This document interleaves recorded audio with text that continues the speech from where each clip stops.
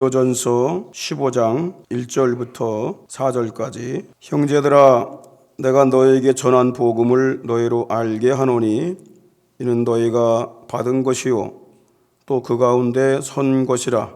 너희가 만일 나의 전한 그 말을 굳게 지키고 헛되이 믿지 아니하였으면 이로 말미암아 구원을 얻으리라.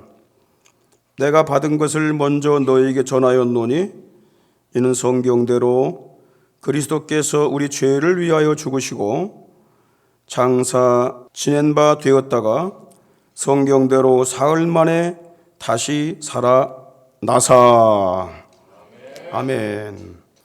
우리 자녀들이 사춘기가 되면은 신체의 변화가 생기고 그리고 이성에 대한 눈이 뜨이면서 정서적으로 감정의 기복에 폭이 심합니다. 아무것도 아닌 일에 짜증을 내고 부모와 대화가 줄고 또 단절되기도 하고 이유 없이 반항을 합니다. 심한 경우 부모를 의심을 해요. 내 부모 맞나? 그래서 집을 나가기도 합니다. 이 시기에는 본인도 힘들고 부모도 힘들고 주변 사람들이 다 힘들어합니다. 이때 특별히 인내와 사랑이 더욱 필요합니다. 왜 이런 시기가 있을까요? 무엇 때문에? 왜 이런 문제가 생길까요? 정체성의 변화 때문에 그렇습니다. 어린아이에서 어른으로 되는 과정에 있기 때문에 그래요. 어린아이 상태에서 벗어나는 시기지만은 그건 아직 어른이 아닌 상태로 이 과도기에 있는 시기이기 때문에 그렇습니다. 이 정체성이 흔들릴 때 혼돈이 오게 되는 거지요. 이 정체성이 올 때 흔들리는 것은 사람에게만 적용되는 게 아니에요. 우리 신앙생활에도 적용이 됩니다. 구원받은 하나님의 자녀가 된 것이 분명하면 예배와 기도로 하나님과 교제하는 것에는 문제가 없습니다. 그러나 예수의 피로 죄사함 받고 구원받은 하나님의 자녀가 되었다는 이 확고함이 없을 때 가장 먼저 예배와 기도가 소홀해지면서 교회와 멀어지게 됩니다. 오늘 본문에 나오는 고린도 교회는 사도 바울이 전도하여 세운 예수 복음 중심의 교회였습니다. 영적인 지식이 풍성했고 봉사와 또 은사가 풍부했습니다. 그리고 예수 재림의 소망이 있었어요. 그런데 그들이 그리스도인 하나님의 백성, 성도라고 하는 이 정체성이 흔들리면서 많은 문제들이 발생이 되었습니다. 성도들끼리 서로 분쟁을 합니다. 파벌이 생겼어요. 은사주의가 득세하게 됩니다. 부도덕한 일들이 교회에서 발생이 되었습니다. 그런데 이런 것보다 더 큰 문제가 뭐냐면 성도들 사이에 죽은 자의 부활에 대한 의심이 누룩처럼 퍼진 겁니다. 그들은 심지어 예수님의 부활까지 부정하는 이 불신앙에 빠져버리게 된 것입니다. 사도 바울이 그래서 이렇게 말을 합니다. 예수 그리스도께서 부활한 것이 증거되었고 확실한데 너희 중에 어떤 자들이 부활이 없다고 하느냐, 죽은 자들의 부활이 없다고 하느냐 하면서 교회가 불신앙으로 떨어져 버린 거예요. 모래성같이 무너져 버린 겁니다. 사도 바울은 정체성이 무너진, 그래서 혼란에 빠진 이 고린도 교회들에게 어린아이에게 젖을 먹이고 양육하는 심정으로 그들의 신앙을 다시 일으켜 세우기를 원했습니다. 어떻게 그들의 신앙을 다시 세우려고 했던 것일까요? 첫 번째는요, 그들이 처음으로 가졌던 그 첫신앙을 일깨워 주었습니다. 모든 운동에도 마찬가지입니다. 축구도 그렇고 배구도 그렇고 골프도 그렇고 테니스도 그렇고 야구도 그렇고 제일 먼저 배워야 될 게 뭐냐면 기초입니다. 자세입니다. 그게 안 되고 그냥 배운 사람들은 어느 단계에서 뛰어넘질 못해요. 무너져 버립니다. 그런데 그 기초가 단단한 사람들은 쭉쭉 올라갈 수가 있어요. 다음 단계 뛸 수가 있어요. 그런데 분명한 건 그 기초가 계속 유지가 돼야 된다는 거예요. 자세가 바뀌고 태도가 바뀌어버리면 금방 둥글둥글한 공들을 잘 컨트롤할 수가 없어요. 사도 바울의 정체성이 무너진 고린도 교회에 제일 먼저 고면한 내용이 뭐냐면 첫 신앙을 회복하라 그거예요. 1절 2절을 보시기 바랍니다. 형제들아 내가 너에게 전한 복음을 너희로 알게 하노니 이는 너희가 받은 것이요 그 가운데 선 것이요 너희가 만일 나의 전한 그 말을 굳게 지키고 헛되이 믿지 아니하였으면 이로 말미암아 구원을 얻으리라. 이게 첫신앙을 회복하라는 얘기입니다. 여기서 내가 전한 말, 내가 전한 복음 굳게 지켜라. 여기 지키라 이 말이 뭐냐면 헬라어로 카테코라는 단어입니다. 영어로 말하는 킵이고 지키는 사람을 키퍼라고 그러죠. 이 말은 붙잡아라 그 말이에요. 차지하라, 소유하라 그 뜻이에요. 뭐를 붙잡으란 얘기입니까? 내가 너에게 처음 전해주었던 그 복음, 그 말, 그거 잊지 말라는 거예요. 놓치지 말라는 거예요. 우리가 수학을 풀 때에도 그 공식을 잃어버리면 못 풀잖아요. 공식만 알고 있으면 다 풀어갈 수 있잖아요. 마찬가지입니다. 처음 기초를 잊어버리면 안 되는 거예요. 그러면 사도 바울이 처음에 전해주었던 그 기초의 복음, 그게 뭘까요? 바로 예수 그리스도와 십자가의 복음입니다. 고린도전서 1절 2절 보십시오. 고린도 교인들에게 이렇게 말을 합니다. 형제들아 내가 너희에게 나아가 너희를 만나서 하나님의 증거를 전할 때에 내가 뭘 전한 줄 아냐? 내 말과 지혜의 아름다운 것, 인간의 지혜, 인간의 말 이걸로 한 게 아니다. 내가 너희 중에서 예수 그리스도와 그의 십자가에 못 박히신 것 외에는 아무것도 알지 아니하기로 작정하였음이라. 사도 바울이 처음에 전해준 고린도 교회에다가 심어준 복음이 바로 이겁니다. 예수 그리스도와 그의 십자가에 못 박히신 것, 십자가의 사건입니다. 고린도 교회는 이 그리스도라는 기초, 그분이 십자가에 못 박혀 죽으셨다는 이 복음 위에 세워진 교회였습니다. 사도 바울은 예수 그리스도의 십자가의 죽으심과 함께 죽고 끝난 것이 아니라 그분이 죽음에서 다시 살아나셨다, 부활을 전했습니다. 예수 그리스도의 십자가의 죽으심과 부활. 고린도전서 15장 3, 4절 오늘 본문 보십시오. 내가 받은 것을 먼저 너에게 전하였노니 이는 성경대로 그리스도께서 우리 죄를 위해 죽으시고 장사 지낸 바 되었다가 성경대로 사흘 만에 다시 살아나사 십자가의 죽음과 부활입니다. 이게 기초입니다. 이게 무너져 버리면 다 무너지는 겁니다. 기독교는 무너지는 겁니다. 고린도 교회 성도들은 바울이 전했던 이 복음을 듣고 믿음 위에 굳게 선 교회였다고 사도 바울이 회상시켜 줍니다. 고린도서 15장 11절 보십시오. 그러므로 내나 저애나, 여기 저애는 누구냐면 부활을 목격한 제자들, 그들이 전해주지 않느냐, 나도 전해줬고 그들도 전해주었지 않느냐, 그래서 이렇게 전파됐는데 너희도 이같이 믿었느니라. 그런데 지금 그 믿음이 어디 갔냐?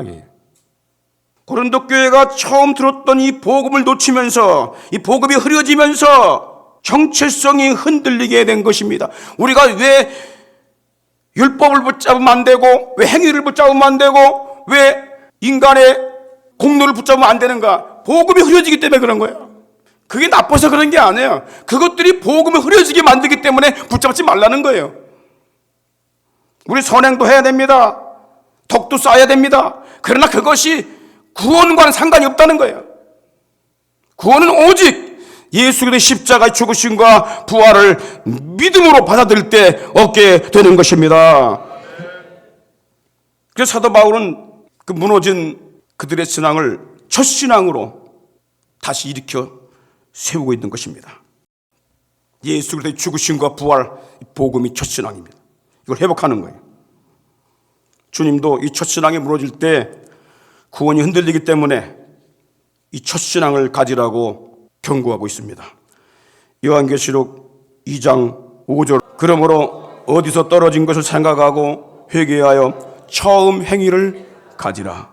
만일 그리하지 아니하고 회개치 아니하면 내가 내게 임하여 내 촛대를 그 자리에서 옮기리라. 너희가 처음에 가졌던 이 복음, 그 믿음의 행위, 그거 놓치지 말라는 거예요. 만약에 그걸 놓치게 되면은 내가 네 촛대를 옮기겠다. 이 촛대는 교회를 말합니다. 넌 구원받은 자와 상관이 없다 그 말이에요. 여러분, 이 에베소 교회한테 지금 하는 경고인데 이게 우리들에게 하는 경고예요. 왜 첫신앙을 잃어버리면 버림받습니까?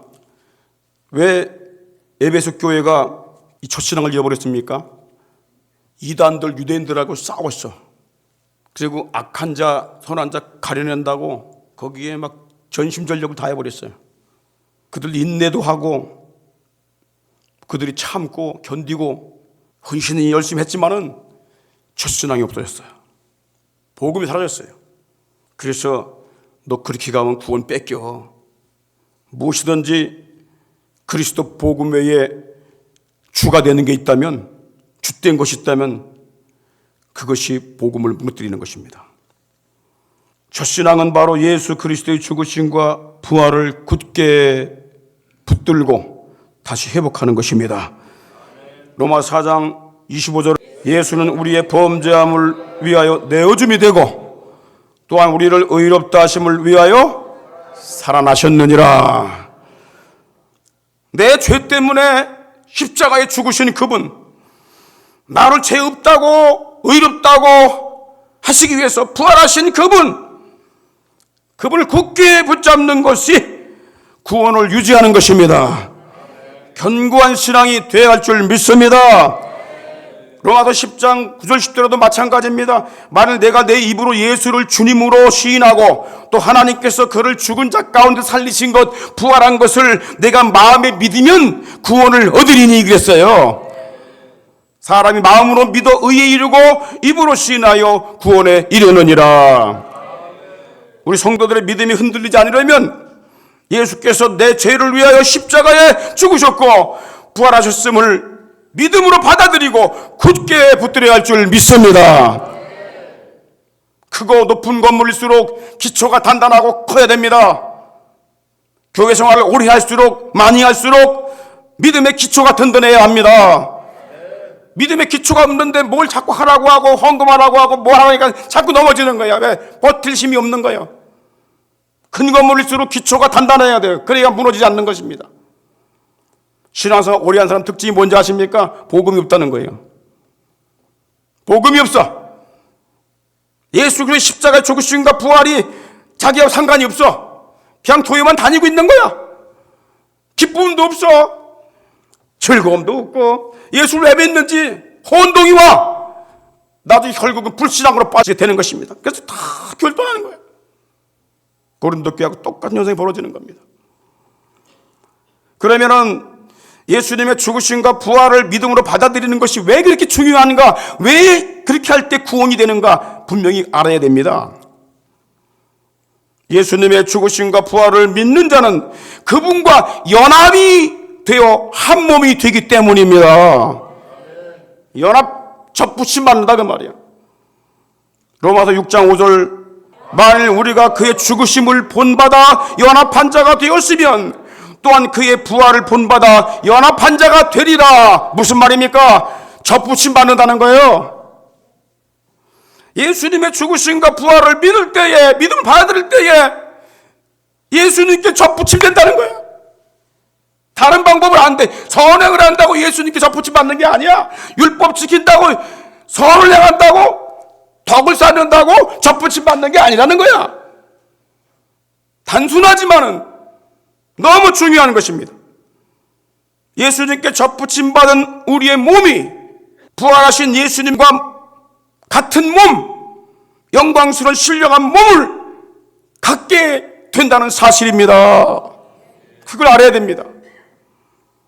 고린도후서 3장 18절 보십시오. 우리가 다 수건을 벗은 얼굴로 거울을 보는 것 같이, 이 말씀을 내가 설명할게요. 우리가 수건을 가리면은 앞에 사람이 안 보이잖아요. 근데 이것을 벗어내, 그럼 딱 보이잖아. 거울 앞에 보는 것처럼 딱 보인단 말이야. 내가 주의 영광을 보니까 저와 같은, 주님과 같은 형상으로 화하여, 화란 얘기는 변하여 그 말이에요. 변하여 영광으로 영광에 이르니 곧 주의 영으로 말미암으니라. 그러니까 우리 몸이 예수님과 똑같은 몸이 된다는 거예요. 같은 몸이 된다는 거예요. 신령한 몸이 된다는 거예요. 영광스러운 몸, 죽음에서 부활한 몸이 된다는 것입니다. 그 조건 한 가지, 믿음으로 접붙임 받아야 한다는 거야. 요즘에 유튜브에 보게 되면 접붙임하는 영상들을 많이 올립니다. 포도나무에다 또 뭐 이것도 막 째가지고 딱 붙여갖고 막 묶어놓으면 몇 주 지나면 이게 이상한 열매가 맺어요. 그죠? 그 비슷한 성분의 열매가 맺잖아요. 접붙임 받지 않고는 절대 부활의 열매를 맺을 수 없습니다. 세상에 수많은 종교들이 있는데 그 종교들의 공통적인 분모가 있습니다. 그게 뭐냐면 공로구원입니다. 공로구원, 선행구원, 행위구원입니다. 선을 행하고 공덕을 쌓고 도를 닦고 수양을 해야 깨끗해져서 구원을 받는다는 이 행위구원을 다 강조합니다. 이게 종교입니다. 기독교 종교가 아니에요. 불교계에 성불이라 불리는 성철 스님이 수행에 방해된다고 해서 가족과 단절을 했어요. 50년 이상을 단절을 했어. 안 만나고. 왜? 만나게 되면 인간적 정 때문에 수양이 안 된다래요. 그리고 철조망을 쳐놓은 곳에서 60년간 솔잎가루와 쌀가루를 먹으면서 수양을 했습니다. 그리고 8년간 누워도 잠을 안 자고 앉아서 잠을 잤다고 그래요. 찾아오는 신도들에게 당신 죄사함 받기 위해서 3,000배를 해라, 그렇게 권면했다고 합니다. 그런데 그가 1993년도에 죽기 전에 했던 이 버버를 할 때 이 충격적인 말을 한 거예요. 지옥의 슬픔이 나를 에워쌌으며 사망의 올무가 내 앞에 있었도다. 나는 내 인생을 잘못 선택했다. 나는 지옥에 간다. 내 죄는 산보다 높고 바다보다 깊은데 내 어찌 감당하랴. 내가 80년 동안 포기한 것이다. 우리에게는 구원이 없다. 왜냐하면 죄값을 해결할 자가 없기 때문이다. 충격적이지 않습니까? 불교가 나쁜 종교가 아닙니다. 유교가 나쁜 종교가 아닙니다. 다 착한 행위를 강조하고 선행을 강조하고 덕을 강조하고 인륜을 강조합니다.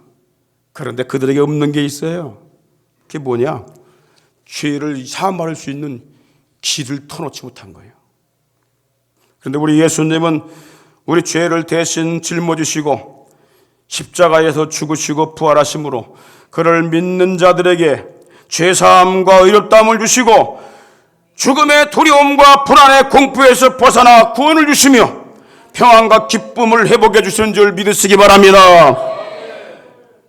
죄인들이 구원받아 하나님이 계신 천국에 들어갈 수 있는 유일한 길은 십자가에서 우리를 위해 죽으시고 부활하신 예수님을 붙드는 것뿐입니다. 요한복음 14장 6절 보십시오. 내가 곧 길이요 진리요 생명이라고 그랬어요. 나를 말미암고는 아버지 나라에 갈 수가 없다고 말씀하십니다. 그의 제자들도 이렇게 말합니다. 사도행전 4장 12절에 다른 이로서는 구원을 받을 수 없나니 천하 인간의 구원 얻을 만한 다른 이름을 우리에게 주신 일이 없다고 말씀하고 있는 것입니다. 그런데 왜 흔들립니까? 두 번째, 사도 바울이 고린도 교회 신앙을 어떻게 회복시켜 주느냐. 예수님의 죽으심과 부활의 근거가 뭔가를 알려줬어요. 우연한 사건이 아니라는 거예요. 예수님이 죽으시고 부활하신 것, 이건 우연한 사건이 아니라는 거예요. 계획된 사건이라는 거예요. 예언된 사건이라는 거예요. 사도 바울은 예수님께서 죽으시고 부활한 근거와 이유를 이렇게 밝힙니다. 오늘 본문 3절 4절, 내가 받은 것을 먼저 너에게 전하였노니 이는 성경대로 그리스도께서 우리를 위해 죽으시고 장사치는 바 되었다가 성경대로 사흘 만에 다시 살아나사. 이번이 사도 바울이 고린도 교회들에게 강조하고 있는 게 뭐냐면 성경대로 죽으시고 성경대로 다시 살아나셨다라는 것입니다. 성경을 강조해요. 이때 성경은 신약 성경은 안 쓰여졌어. 쓰여지지가 않았어. 아직 구약 성경만 있었어요. The Old Testament라고 하는 구약 성경만 있었다. 이 구약 성경에 이미 예언되었고 이미 예견되었다는 것입니다. 누가? 예수님이 죽고 부활할 것이. 그렇게 하신 이유가 뭐라고요? 우리 죄를 위하여. 우리 죄를 위하여. 죄인 된 인간은 스스로 죄를 해결할 수가 없습니다. 검은 물을 쉬게 할 수 있습니까? 할 수가 없죠. 죄는 오직 죄 없는 생명이 죽어야 갚아지는 거예요. 죄는 죽음으로만 갚아질 수가 있는 것입니다. 하나님은 처음부터 범죄한 인간을 위하여 죄 없는 분이 하나밖에 없거든요. 그리스도밖에 없어요. 예수밖에 없어요. 그래서 그 예수를, 성자 그리스도를 세상에 보내시기로 예정을 하신 것입니다. 하나님은 예정하신 그리스도가 오시기 전까지 대속의 제물, 희생제물, 희생양으로 죄사함을 받게 했던 것입니다. 그래서 처음 범죄한 아담과 하와가 그 죄값으로 희생양이 대신 죽었습니다. 아담과 하와를 위하여 가죽옷을 입혔다고 그랬어요. 짐승의 가죽옷을 입혔다고 그랬어요. 그 아들 아벨도 어린 양이 대신 죽음으로 죄사함과 의롭다함을 받게 하셨습니다. 창세기 4장 4절에 보면은 아벨도 양의 첫 새끼로 그리고 그 안에 있는 기름으로 하나님께 제사를 드렸다 그랬어. 그런데 히브리서 11장 4절 신약성경에 보게 되면 이 아벨이 믿음으로 드린 제사로 인해서 의롭다함을 받았다, 죄없다함을 받았다 그 말이야. 죄사함 받았다 그 말이야. 그 제물이 증거하느니라 그랬어요. 제물이. 하나님은 구약 성경을 통하여 예수님이 희생양으로 죽으실 것을 미리 알려주셨어요. 하나님은 어디서든지 죄사함을 위해 단에서 드리던 성막에서 드리던 성전에서 드리던 희생양을 드릴 때 죄사함을 얻게 하셨는데 이 희생양이 하나님이 보내시기로 예정하신 어린 양 예수 그리스도를 예표하는 것입니다. 그래서 예수님이 이 땅에 출생하셨을 때에 세례 요한 구약의 마지막 선지자가 예수님을 향하여 뭐라고 말씀합니까? 보라, 세상 죄를 지고 가는 하나님의 어린 양이다. 그리고 고린도전서 5장 7절에 보니까 우리의 유월절 양, 유월절이 뭡니까? 이스라엘 백성들이 애굽에서 포로생활하고 있을 때에 하나님께서 마지막 장자 재앙을 통하여 이스라엘을 끌어내시는데 장자가 죽음 당하지 않으려면은 어린 양을 잡아서 그 피를 문설주에 발라 죽음의 천사로 하여금 그 집안에 재앙을 얻게 만들었단 말이에요. 그런데 이스라엘 백성들이 아닌 이집트인들은 그 비밀을 모르고 있다가 그 날 밤에 모든 장자들이 다 죽임을 당했어요. 장자가 죽임 당했다는 것은 민족이 죽임 당했다는 거예요.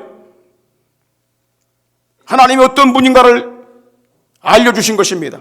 하나님이 어떤 때 구원해 주시고 어떤 때 죄사함을 주시고 어떤 때 하나님이 의롭게 한다는 걸 성경 통해서 알려주신 것입니다. 사도 바울이 이걸 깨닫고 뭐라고 말합니까? 고린도서 5장 7절에 보니까 우리의 유월절 양, 그것이 저 죽는 음매하는 양이 아니라 곧 그리스도께서 우리의 희생양이 되셨느니라. 할렐루야. 분명하지 않습니까?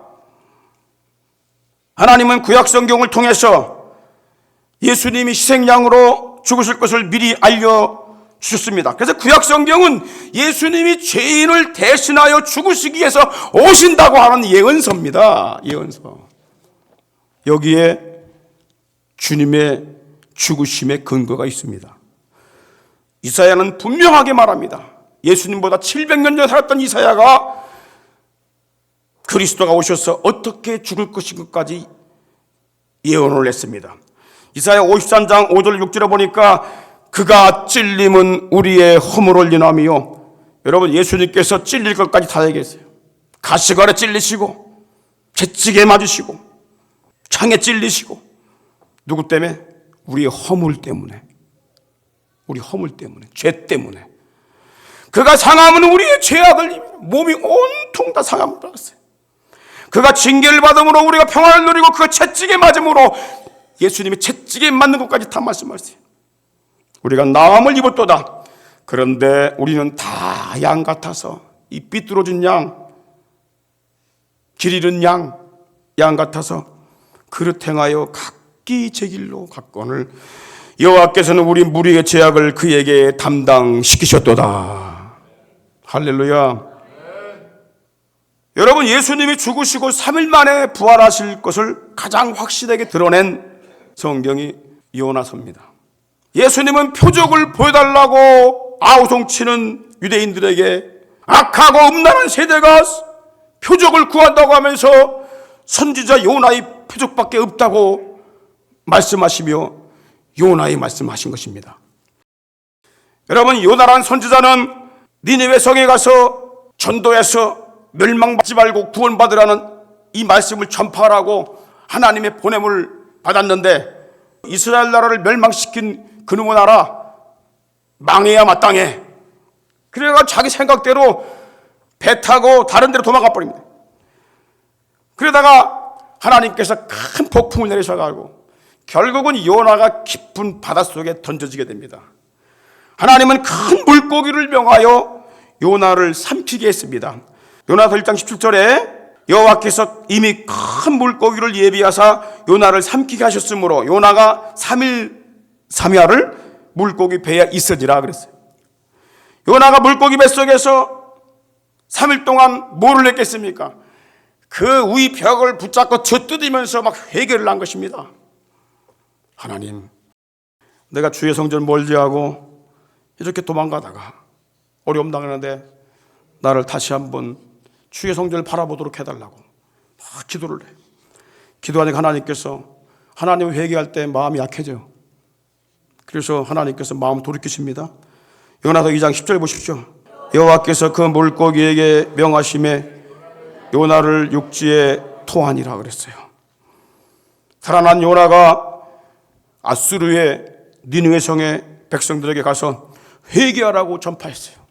너희들 회개하지 않으면 이 성이 멸망한다 했더니 놀랍게도 왕과 신하들과 온 백성들이 듣고 다 회개하여 하나님의 심판을 중단했고 그들이 구원받게 된 걸 믿으시기 바랍니다. 요나서 3장 10절, 하나님이 그들의 행한 것 곧 그 악한 길에서 돌이켜 떠난 것을 감찰하시고 뜻을 돌이키사 그들에게 내리리라 말씀하신 재앙을 내리지 아니하시니라. 회개는 하나님의 마음을 바꾸는 도구입니다. 하나님의 계획을 바꿀 수 있는 도구가 회개입니다. 그래서 우리 교회는 회개하는 교회가 되게 돼요.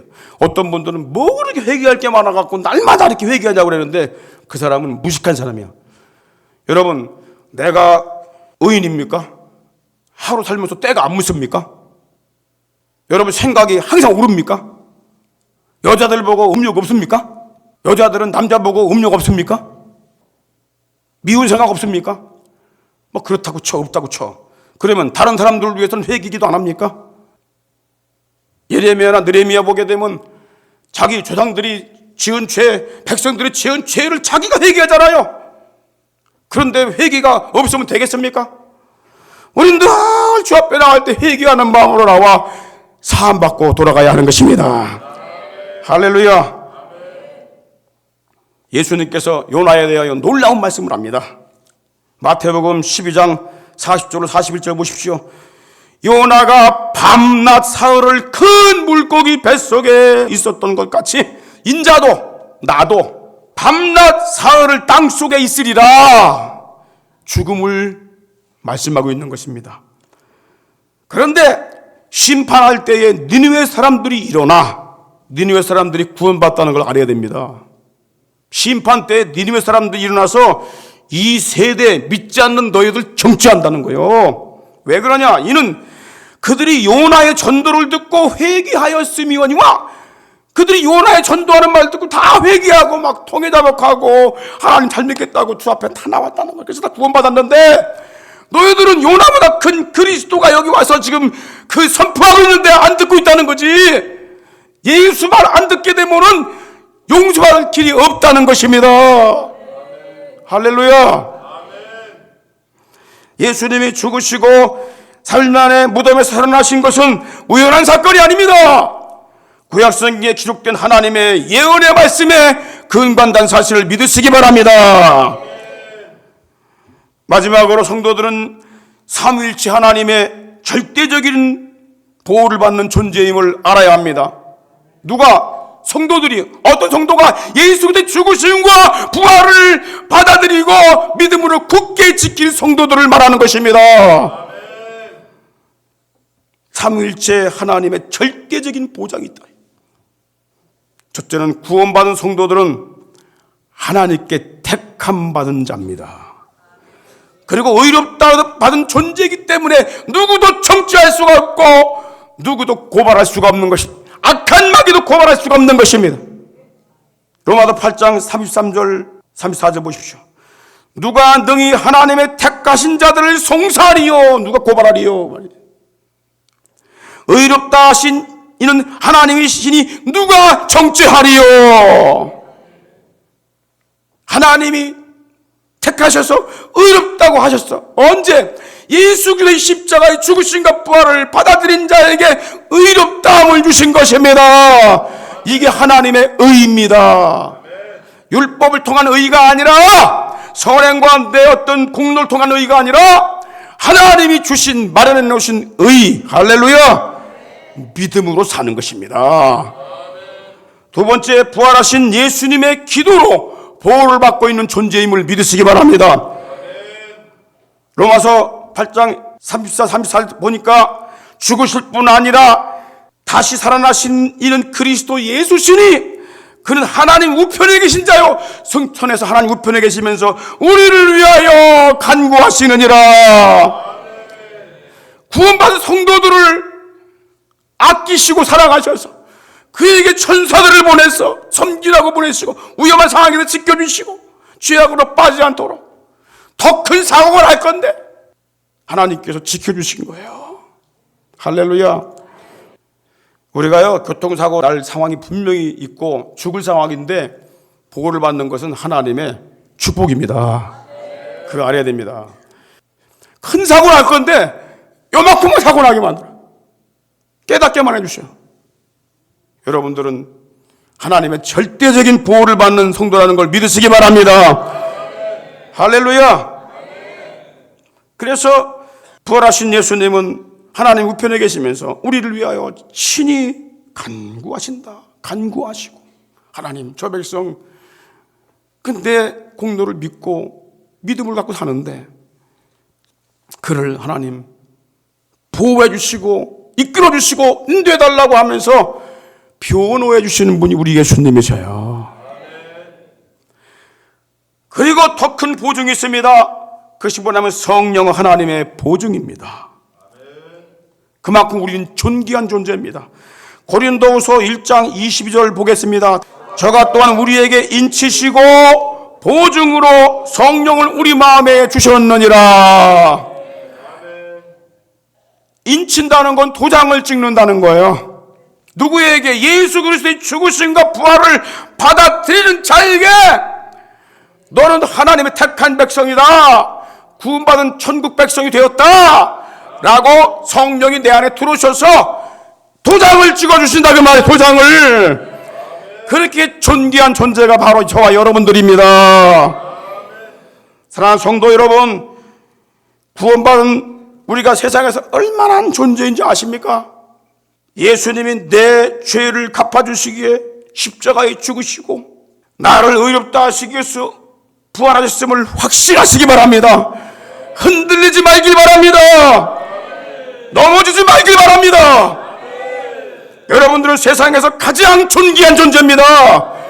그 아들 보내시기까지, 죽게 하시면서까지 우리를 사랑하여 부르신 하나님이시고 어떤 죄도 다 용서하신 우리 하나님 아버지십니다. 그것도 모자라서 성령을 보내셔서 내 마음속에 들어오셔서 나로 하여금 깨닫게 하시고 인도하시고 보증해 주시고 너는 내 아들이다, 내 백성이다, 존귀한 존재인 걸 믿으시기 바랍니다. 그 나라의 기쁨을 누릴 천국의 상속자가 됐다는 사실을 여러분들 잊어버리지 마십시오. 시편 16편 3절, 땅에 있는 성도는 존귀한 자니 나의 모든 즐거움이 저에게 있도다. 땅에 사는 우리 성도들이 존귀한 자라는 거예요. 믿으십니까? 믿으십니까? 의심하지 말고 그리스도의 십자가의 죽으심과 부활이 여러분의 표대가 되기를 주의 이름으로 축원합니다. 지금은 우리의 죄악을 위하여 십자가에 못 박혀 죽으시고 우리의 의를 위하여 부활하신 우리 구주 예수 그리스도의 크신 은혜와 하나님 우리 아버지의 만극하신 사랑하심과 성령님의 감동 감화 충만 교통하심, 사랑하는 우리 대신의 가족들, 심령 가정들, 사역과 산업들 위에와 이 땅에 주의 피로 사신 모든 교회들 위에와 특별히 북녘 땅 하늘 아래 지하에서 몸부림치며 기도하고 있는 우리 사랑하는 북녘의 동포들 위해 오대양 6대주에 파송받아 피 묻은 십자가의 복음을 증거하면서 다시 오실 우리 주님의 길을 예비하고 있는 동역자 모든 선교사님들 위해 이제로부터 영원토록 함께 있을지어다. 아멘.